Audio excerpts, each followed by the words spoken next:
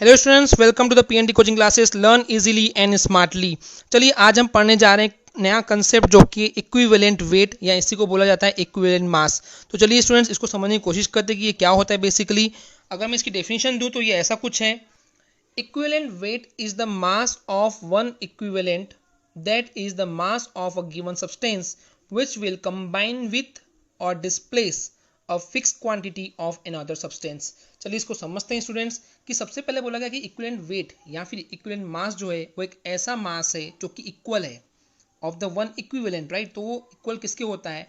The mass of a given substance which will combine with और displace a fix quantity. यानी कि ये बोल रहा है कि हमारे पास कोई सब्सटेंस दिया हुआ है, सपोज कोई भी सब्सटेंस आप लेट कर सकते हैं कि हमारे पास एक सब्सटेंस दिया हुआ है, वो किसी भी दूसरे सब्सटेंस से उसको कितना डिस्प्लेस करता है या फिर उससे कितना रिएक्शन करता है। यानी कि दो चीज़ हो सकती है, जो हमारे पास सब्सटेंस है वो दूसरे सब्सटेंस से या तो रिएक्शन कर सकता है यानी कि मिक्स हो सकता है, या फिर उसको डिस्प्लेस उसको हटा सकता है।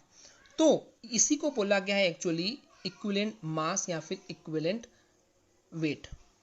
Okay students, I hope clear हो गया होगा। वापस आपको बता दूं कि हमारा सब्सटेंस किसी दूसरे सब्सटेंस को कितना डिस्प्लेस कर सकता है या कितना रिएक्ट कर सकता है, वो होता है हमारा इक्विवेलेंट वेट या फिर इक्विवेलेंट मास।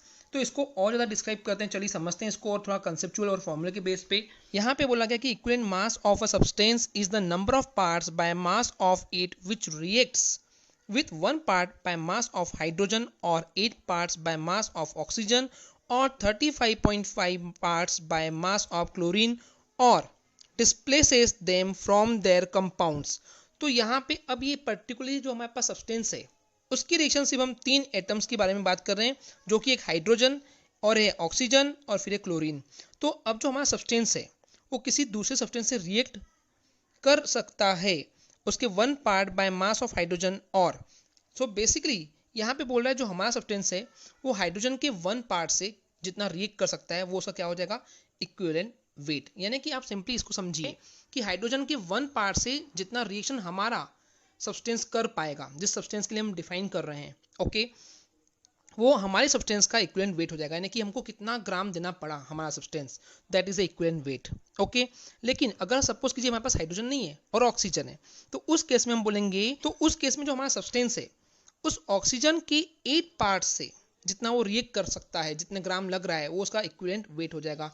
अब इन केस ऑफ अगर हम बात करते हैं हमारे पास ना हाइड्रोजन है ना ही ऑक्सीजन है, अब हमारे पास जो है वो सिर्फ और सिर्फ क्या है? क्लोरीन है। तो अब हम बोलेंगे जो हमारा सब्सटेंस है वो उस क्लोरीन के 35.5 पार्ट से रिएक्शन जितना करेगा, ओके, जितना हमारा सब्सटेंस चाहिए, वो उसका क्या हो जाएगा? इक्विवेलेंट वेट या फिर इक्विवेलेंट मास हो जाएगा। अब ये बात है कि रिएक्शन ही नहीं बोल सकते, उतना डिस्प्लेस करेगा तब भी हमारे कंपाउंड्स का जो इक्विवेलेंट वेट होगा वो वही होगा। Okay students, I hope clear हो गया होगा। फिर भी मैं आपको एक सिंपल टर्म से बोलूंगा, मेरे को जितना सब्सटेंस देना पड़ रहा है in grams, okay, to react और displace the another substance is known as the equivalent weight of the substance.